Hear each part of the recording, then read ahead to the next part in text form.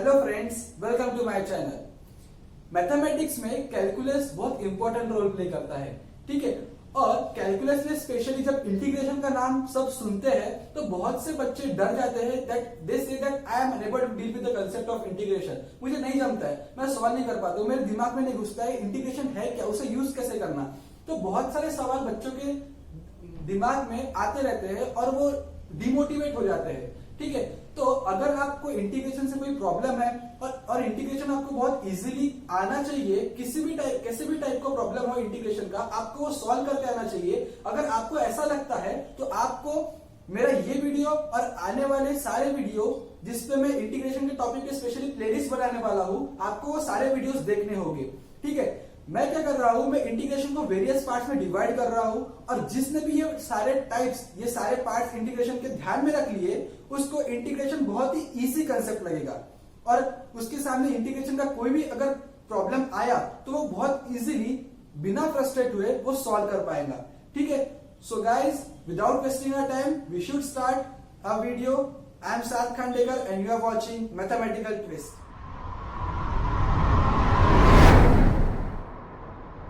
Guys, let's start with the first type of integration, that is type 1 polynomial upon polynomial, ठीक है।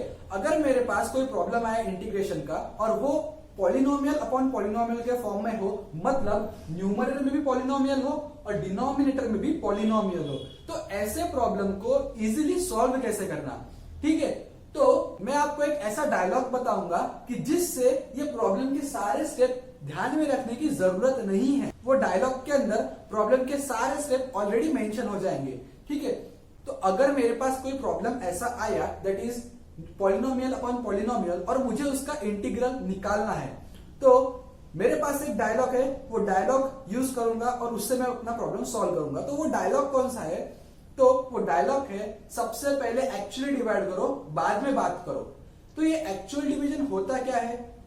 बहुत से लोगों को ये एक्चुअल डिवीजन क्या होता है ये पता होगा, और जिन लोगों को एक्चुअल डिवीजन क्या होता है वो पता नहीं है तो घबराने की जरूरत नहीं है। मैं सबसे पहले आपको एक्चुअल डिवीजन क्या होता है वो सबसे पहले एक्सप्लेन करूंगा, उसके बाद में ही इस टाइप पे एग्जांपल लूंगा, ठीक है।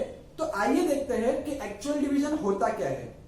सो गाइस, अगर हमारे पास कोई दो नंबर हो और हमें उन दो नंबर्स का डिवीजन करना हो, तो आपको तो पता ही है किसी भी दो नंबर्स का डिवीजन कैसे किया जाता है।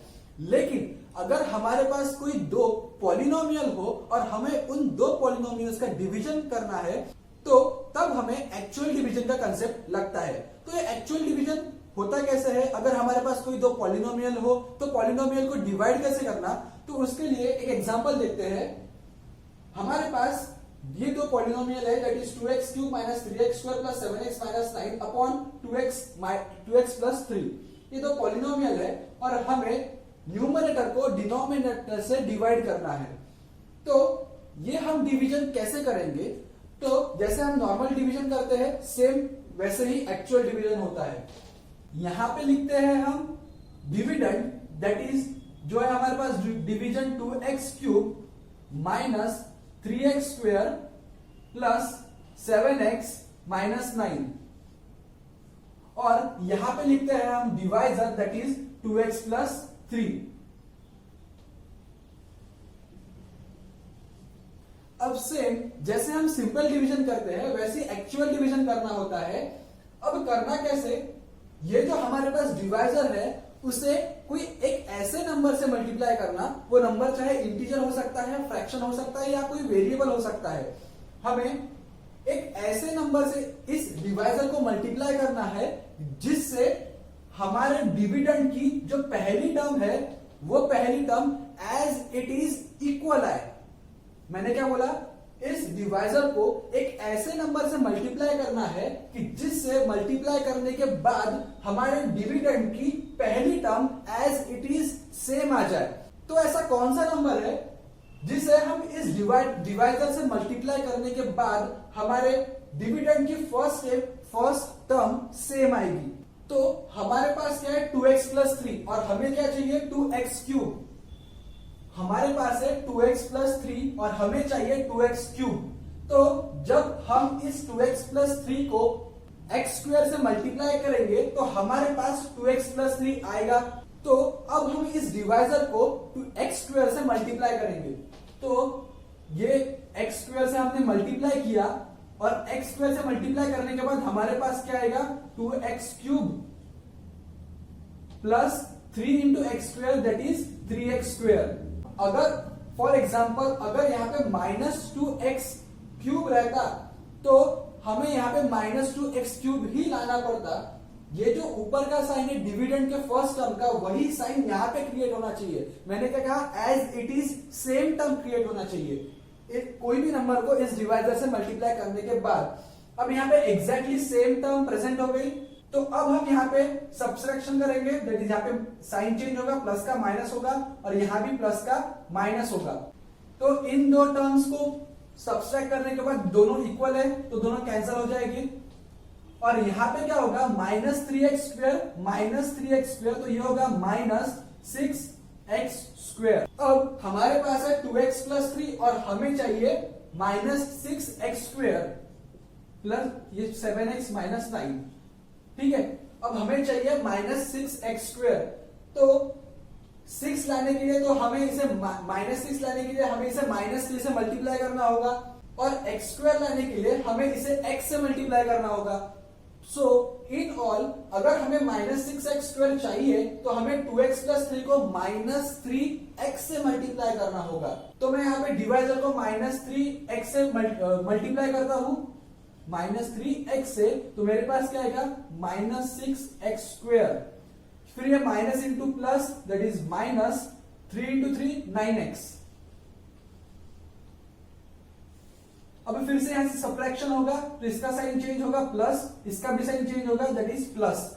दो सेम टर्म है, दो सेम टर्म कैंसल आउट हो जाएंगे। उसके बाद +7x प्लस 9x, तो ये होगा +16x -9।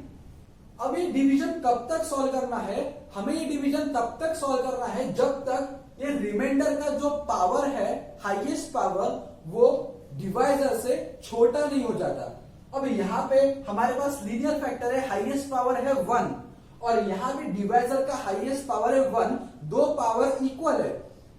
लेकिन एक्चुअल डिवीजन का कंसेप्ट क्या है, जब तक रिमाइंडर का पावर डिवाइजर से छोटा नहीं हो जाता तब तक हमें एक्चुअल डिवीजन परफॉर्म करना है। तो इसे फिर से एक्चुअली डिवाइड करना पड़ेगा। हमारे पास है 16x - 9। इस डिवाइजर को ऐसे कौन से नंबर से मल्टीप्लाई करना पड़ेगा कि हमारे पास 16x आएगा।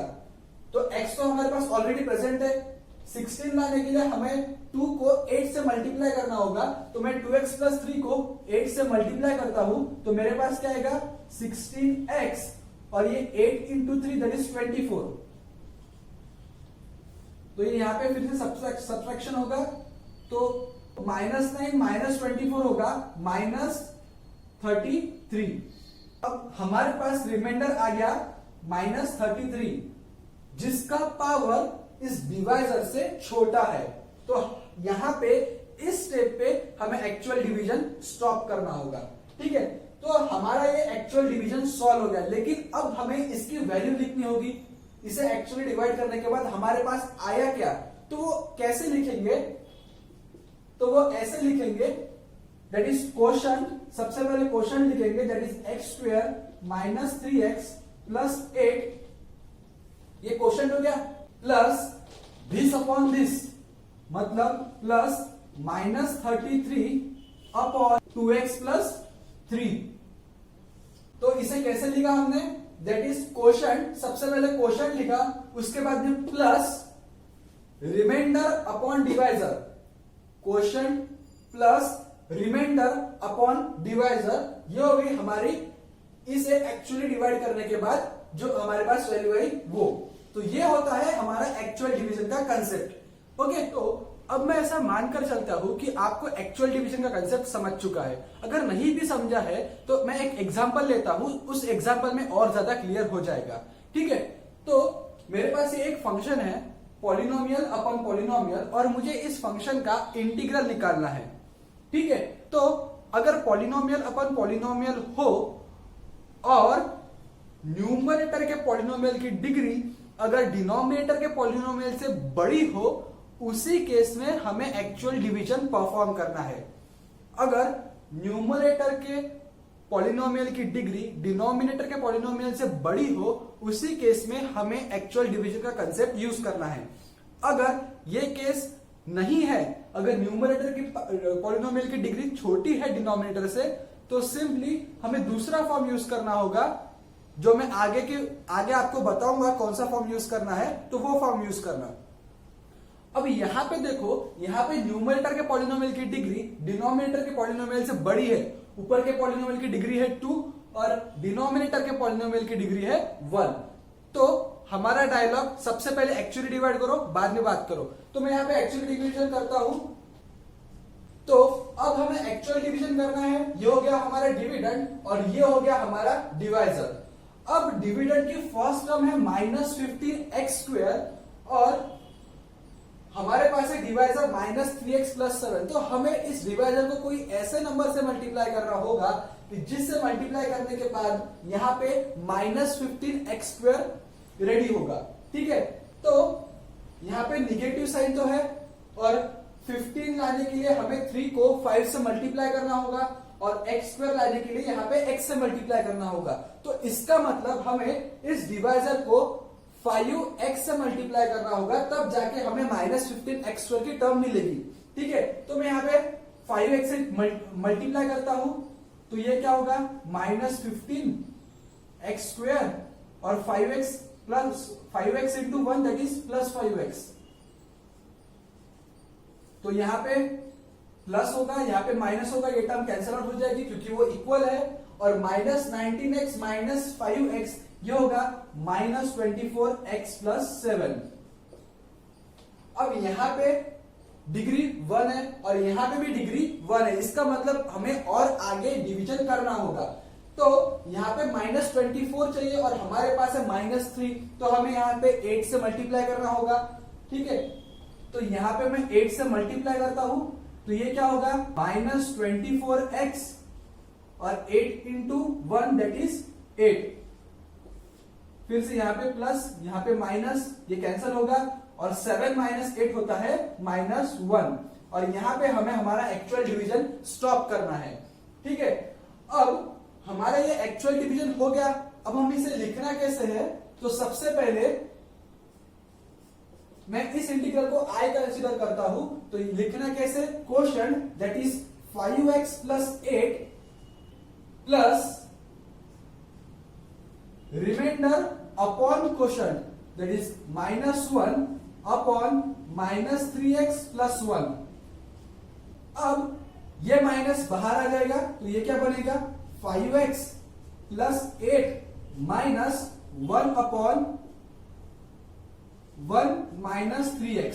ठीक है, अब सिंपली हमें यहां पे इंटीग्रेट करना होगा और इंटीग्रेशन प्लस या माइनस साइन से सेपरेट होता है। अगर दो टर्म के, अगर हमें इंटीग्रल किसी फंक्शन का निकालना है और फंक्शन में अलग अलग 2-3 टर्म्स है, तो हम इंटीग्रल के साइन को अलग अलग टर्म्स में सेपरेट कर सकते हैं। तो यहां पे हमारे पास ये फर्स्ट टर्म, ये सेकंड टर्म, ये थर्ड टर्म, 3 टर्म है, तो हम इंटीग्रल के साइन को 3 बार सेपरेट कर सकते हैं। तो यहां पे मैं सेपरेट करता हूं, तो ये क्या होगा 5x dx plus integral of 8 dx minus integral of 1 upon 1 - 3x dx। अब मैंने इंटीग्रल के साइन को सेपरेट कर दिया। अब मैं सिंपली इंटीग्रेशन करूंगा। 5x का इंटीग्रल होता है 5 इंटू x² अपॉन 2। ये कांस्टेंट है, इसलिए कांस्टेंट बाहर आएगा और x का इंटीग्रल होता है x² + 2 प्लस 8 का इंटीग्रल होता है, 8 कांस्टेंट है बाहर आ जाएगा, तो इंटीग्रल ऑफ 1 का इंटीग्रल होता है x, तो ये आएगा 8x माइनस। अब हमें इस टर्म का इंटीग्रल करना है, तो यहां पे हम थोड़ा एडजस्टमेंट करते हैं क्योंकि हमें यहां पे ये इंटीग्रल निकालने के लिए एक प्रॉपर्टी का यूज करना होगा। ठीक है, तो डिनोमिनेटर में हमारे पास है 1 - 3x और 1 - 3x का डेरिवेटिव होता है -3। ये 1 का डेरिवेटिव हो जाएगा 0 क्योंकि वो कांस्टेंट है, और ये -3x का डेरिवेटिव होता है -3। तो हमें कुछ भी करके न्यूमरेटर में -3 एडजस्ट करना है। ठीक है, तो अगर हमें न्यूमरेटर में -3 एडजस्ट करना है, तो यहां पे मैं -3 दे दूंगा। अब मैंने ये भाड़े से लाया है, तो मुझे इसे बैलेंस भी करना होगा, तो मैं यहां पे क्या करता हूं, 1/-3 दे देता हूं। ये मैंने बैलेंस कर दिया, न्यूमरेटर में -3 डाल दिया और डिनोमिनेटर में भी -3 डाल दिया। इन शॉर्ट मैंने क्या किया, न्यूमरेटर और डिनोमिनेटर को दोनों को -3 से मल्टीप्लाई किया, न्यूमरेटर को भी -3 से मल्टीप्लाई किया और डिनोमिनेटर को भी -3 से मल्टीप्लाई किया। तो ये माइनस माइनस हो जाएगा प्लस 1/3। अब यहां पे क्या है, नीचे का डेरिवेटिव ऊपर है, जो डिनोमिनेटर में हमारे पास जो भी टर्म है दैट इज 1 - 3x, उसका डेरिवेटिव न्यूमरेटर में प्रेजेंट है। तो इस केस में डायरेक्ट इंटीग्रल है हमारे पास log of denominator that is 1 - 3x plus c। अगर डिनोमिनेटर में जो भी टर्म है, कोई भी टर्म हो, अगर उसका डेरिवेटिव न्यूमरेटर में प्रेजेंट है तो उसका इंटीग्रल होता है log ऑफ डिनोमिनेटर में जो भी टर्म है वो प्लस c। तो ये हो गया हमारा i, जो हमारे पास फंक्शन है, उस फंक्शन का इंटीग्रल ये हो गया। हमने इस इंटीग्रल की वैल्यू निकाल ली। तो इस तरह से अगर हमें पॉलिनोमियल अपॉन पॉलिनोमियल का फंक्शन दिया और हमें बोला गया कि उसका इंटीग्रल निकालो, तो सबसे पहले देखना कि न्यूमरेटर की पॉलिनोमियल की डिग्री डिनोमिनेटर के पॉलिनोमियल से ज्यादा है या नहीं है। अगर ज्यादा है तो एक्चुअल डिवीजन करो, अगर नहीं है तो सिंपल प्लस साइन से सेपरेट करो सारे टर्म्स को और इंटीग्रेशन डायरेक्टली कर लो। ठीक, तो ये हो गया हमारा एक्चुअल डिवीजन का कंसेप्ट और ये एक एग्जांपल टाइप 1 का। ठीक है, तो अब मैं ये मानकर चलता हूं कि आपको इंटीग्रेशन का टाइप 1 पूरी तरह इजीली समझ चुका है। बहुत इजी टाइप है। अब जैसे जैसे हम आगे बढ़ते जाएंगे वैसे वैसे इंटीग्रेशन की डिफिकल्टी लेवल भी बढ़ती जाएगी। ठीक है, लेकिन मैंने जिस तरह से उसको टाइप्स में वेरियस टाइप से डिवाइड किया है, आपको समझने के लिए बहुत इजी होगा कि इंटीग्रेशन कितना इजी है कंसेप्ट। तो अगले वीडियो में हम देखेंगे कि इंटीग्रेशन का टाइप 2 रहा या टाइप 3 रहा तो कैसे सॉल्व करना। ठीक है, सो गाइज आपको ये वीडियो कैसा लगा ये मुझे आप कमेंट सेक्शन में बता सकते हैं। और आपने मेरे चैनल को अब तक सब्सक्राइब नहीं किया है तो सब्सक्राइब करना मत भूलिएगा। और ये वीडियो पसंद आया हो तो लाइक बटन को जरूर हिट करें। ठीक है, तो दोस्तों मिलते हैं हमारे अगले वीडियो में, तब तक के लिए हैव अ नाइस डे।